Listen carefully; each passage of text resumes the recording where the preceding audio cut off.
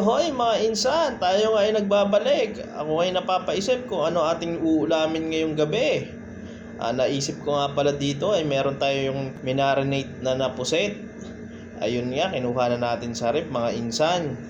Ang gagawin nga natin dito sa puset ay iihawin na lang natin para medyo mabilis-bilis at mabilis gawin. Dito nga ay gagawa muna tayo ng pampunas para sa puset mga insan. Gagayat lang tayo ng bawang at titimplahan lang natin ng konting asukal at lalagyan din natin yan ng paminta, pati na din asin. Tapos mga insan, maglalagay pala tayo dyan ng toyo. Naglagay din ako dyan ng konting suka, tapos pinatakan ko ng konting lemon. Tsaka sa huli, dinagdagan na lang natin ng mantika para medyo mabango pagka inihaw natin. Nagiyat din ako dyan ng tanglad na ginawa kong parang pamunas na lang para medyo mabango yung ating ihaw. Pagkatapos nating makagawa ng parang brush galing sa tanglad, minekos-mekos na pala natin yung pangbarnis natin mga insan para dito sa ating pusit. Ilalabas na natin to at dadalhin natin sa kusina.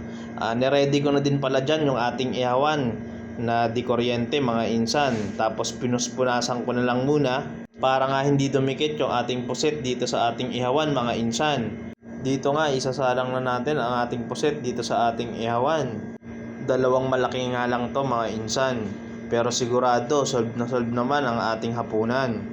Habang nag-iihaw nga ako ay naaalala ko yung mga panahon na nasa Pilipinas ako.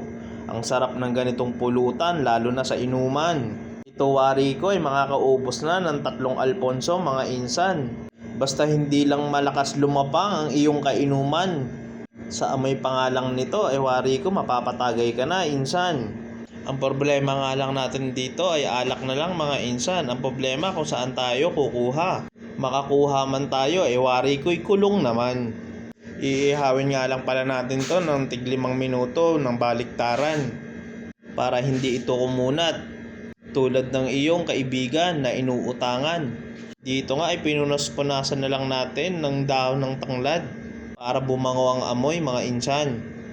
Dito nga ay nung binaliktad ko na mga insan, bumuka pala yung likod. Buti na lang hindi nagsipaglaglagan ang aking nilagay sa loob. Wari ko'y 2 bandihado na naman ang may itataob nitong ating ulam mga insan.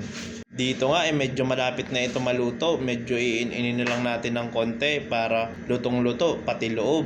Naalala ko nga pala dito yung pamunas nating ginawa. Medyo madami pa at masasayang naman.